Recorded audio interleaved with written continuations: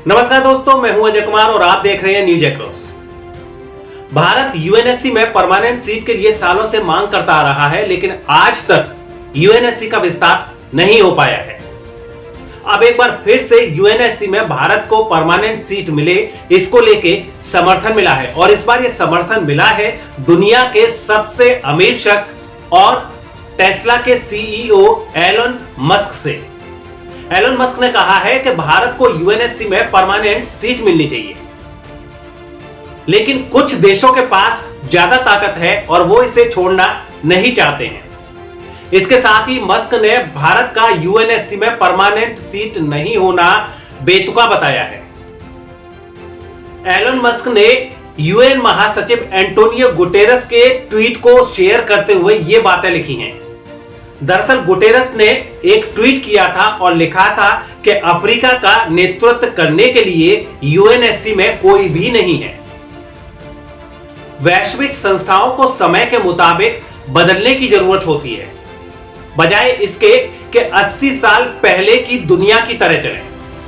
बस इसी को लेकर एलन मस्क ने ट्वीट किया और लिखा कि भारत धरती पर सबसे ज्यादा जनसंख्या वाला देश है, लेकिन बावजूद इसके यूएनएससी का मेंबर नहीं है।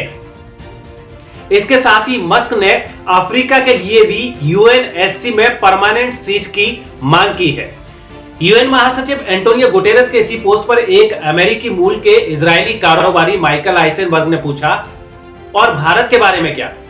बेहतर होगा कि संयुक्त राष्ट्र को खत्म कर दिया जाए और रियल लीडरशिप के साथ कुछ नया बनाया जाए। जी हां, रियल लीडरशिप के साथ कुछ नया बनाया जाए। आज पूरी दुनिया भारत की बढ़ती ताकत से वाकिफ है और भारत की तेजी से बढ़ती इकोनॉमी को भी देख रही है, और यही वजह है कि भारत यूएनएससी में छठी परमानेंट सीट के लिए सबसे मजबूत दावेदार है।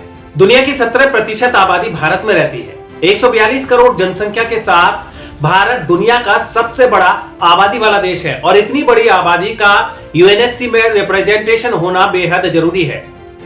पिछले एक दशक में भारत की विकास दर 7% से ज्यादा रही है, जो चीन के बाद दुनिया के किसी भी दूसरे बड़े देश की तुलना में सबसे ज्यादा है। International think tank Atlantic council के एक सर्वे के मुताबिक अगर अगले एक दशक में यूएनएससी का विस्तार होता है तो भारत के लिए सबसे ज्यादा मौके होंगे।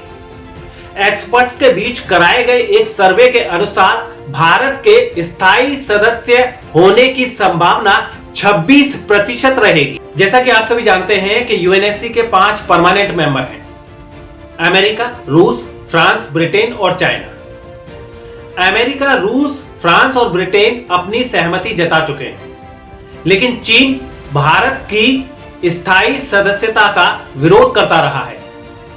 चीन नहीं चाहता कि यूएन की सबसे पावरफुल बॉडी में भारत को एंट्री मिले, इसीलिए चीन अलग अलग बहाने बनाकर भारत का विरोध करता रहा है।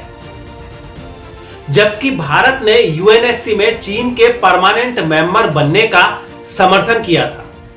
यहां हम आपको यह बता देना चाहते हैं कि संयुक्त राष्ट्र सुरक्षा परिषद यूएन के 6 प्रमुख अंगों में से एक है और यह यूएन की सबसे पावरफुल बॉडी है।